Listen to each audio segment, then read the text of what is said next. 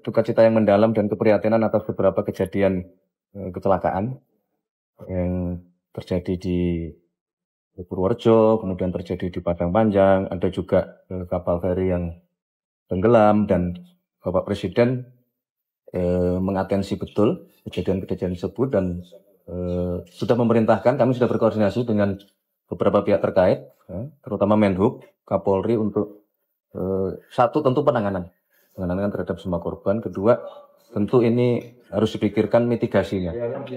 Jadi diharapkan kepada jajaran terkait untuk meningkatkan pengecekan kelayakan jalan terhadap moda-moda transportasi kita, terutama yang bertonase besar, supaya kita berharap kejadian-kejadian ini tidak terulang.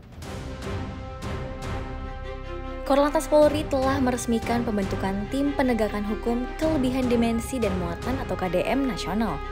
Tim ini dibentuk dengan tujuan untuk menindak secara tegas pelanggaran yang dilakukan oleh kendaraan angkutan barang yang melebihi batas dimensi dan muatan, atau yang sering disebut odol. Kepala Korlantas Polri, Irjen Pol Agus Suryonugroho, menyampaikan bahwa praktik odol memiliki dampak negatif berupa kerugian negara, ancaman keselamatan, dan kerusakan infrastruktur, sehingga penegakan hukum akan dilakukan tanpa toleransi. Tim ini akan melibatkan personel dari Ditlantas Polda, Satlantas Polres, serta berkolaborasi dengan Kementerian Perhubungan dan Dinas Perhubungan di berbagai daerah. Dalam keterangan tertulisnya pada 13 Mei 2025, Kakor Polri Irjen Pol Agus Suryonugroho menyatakan bahwa pihaknya tidak akan lagi mentoleransi praktik kelebihan dimensi dan muatan yang dinilai telah lama merugikan negara, membahayakan keselamatan, dan merusak infrastruktur. Beliau menambahkan bahwa pembentukan Tim Penegakan Hukum KDM Nasional ini bertujuan untuk membuat penegakan hukum menjadi lebih terarah, sistematis, dan tegas. Tim odol ini akan fokus razia langsung, kasih edukasi hukum, dan pakai teknologi seperti etle, timbangan digital, dan laporan aplikasi dari masyarakat. Target Polri, zero odol demi keselamatan dan jalan yang awet.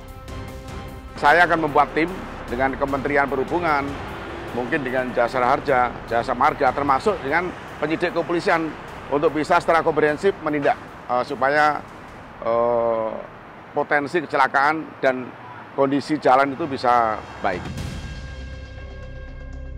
Penindakannya menggunakan UU nomor 22 LLAJ tahun 2009. Dan bagi yang melanggar akan mendapatkan pidana ataupun denda.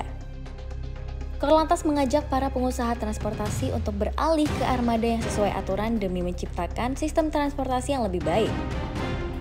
Agus juga menegaskan bahwa Zero KDM adalah komitmen serius Polri untuk keselamatan publik, keadilan bisnis, dan infrastruktur yang berkelanjutan, dan akan dilaksanakan dengan tegas serta konsisten.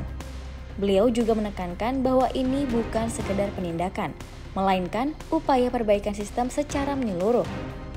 Mengingat odol adalah pelanggaran pidana lalu lintas yang merugikan negara dan akan ditindak tanpa pandang bulu. Akan rapat koordinasi penanganan angkutan barang yang terkategori odol, over dimension overload, yang seringkali menjadi penyebab kecelakaan lalu lintas, mengakibatkan luka bahkan korban jiwa, juga kerusakan atau kerugian material, dan yang sering tidak diliput adalah kerusakan ruas-ruas jalan, baik jalan tol, jalan-jalan utama lain, yang bahkan negara harus mengalokasikan kurang lebih 42 triliun rupiah per tahun untuk perbaikan jalan, termasuk akibat odol tadi. Tim Penegakan Hukum KDM akan melaksanakan operasi penertiban yang terfokus di berbagai lokasi strategis yang rawan pelanggaran KDM, termasuk titik-titik rawan, kawasan industri, jalan nasional, dan pelabuhan logistik. Upaya ini akan didukung oleh digitalisasi data kendaraan, integrasi sistem jembatan timbang, serta mekanisme pelaporan publik melalui aplikasi. Korlantas Polri juga menyerukan kepada para pelaku usaha angkutan untuk mulai beralih ke penggunaan armada yang legal dan patuh terhadap regulasi. Pihak kepolisian menekankan bahwa sinergi antara aparat penegak hukum, pemerintah, dan sektor swasta memegang peranan penting dalam mengakhiri praktik odol di Indonesia. Penindakan terhadap truk odol memiliki landasan hukum yang kuat, diantaranya Pasal 277 UU Nomor 22 Tahun 2009 yang melarang operasional kendaraan tidak layak jalan dengan ancaman hukuman 1 tahun penjara atau denda hingga 24 juta rupiah. Untuk pengangkutan muatan berlebih, Pasal 307 mengancam dengan pidana 2 bulan atau denda maksimal Rp500.000. Begitu pula dengan modifikasi kendaraan tanpa izin resmi yang diatur dalam pasal 169 ayat 1 dengan sanksi pidana 2 bulan atau denda Rp500.000. Terima kasih sudah menonton.